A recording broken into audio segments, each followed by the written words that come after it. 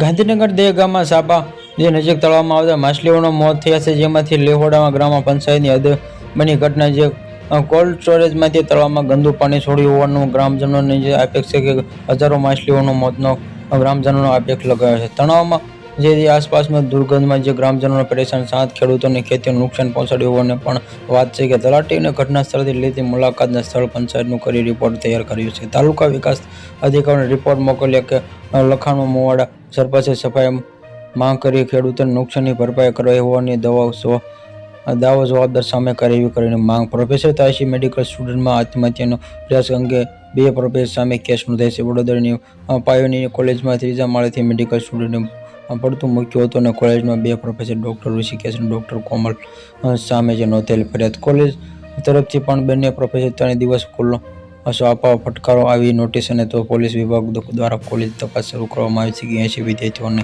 આપેક્ષ છે કે પ્રોફેસર ના પણ નિવેદન લેવામાં આવે છે કે તો વિદ્યાર્થી ક્યારેય ફરિયાદ ન કરી હોવાનું આ સંચાલનનું નિવેદન છે।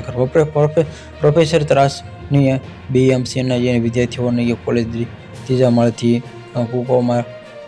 કૂકો મારીને આપઘાતનો પ્રયાસ કરતા સંસાર માસી જવાની પામી હતી। રાજકોટ કોટડા સાંગણી વિસ્તારમાં ભેદી ધડાકા સાથે ધ્રુજીવતી અનુભવમાં થયું છે કે કોટડા સાંગણી સહિતના આસપાસમાં રવડાઈ સોળિયાના કે રીબડાના પંથકમાં ધરતી ધ્રુજી ઉઠી અનુભવાય છે કે આ ધ્રુજી બપોરે 12:36 આવ્યો છે કે ભેદી અવાજનો કારણે સ્થાનિક લોકો ડરી બહાર દોડી આવ્યા હતા।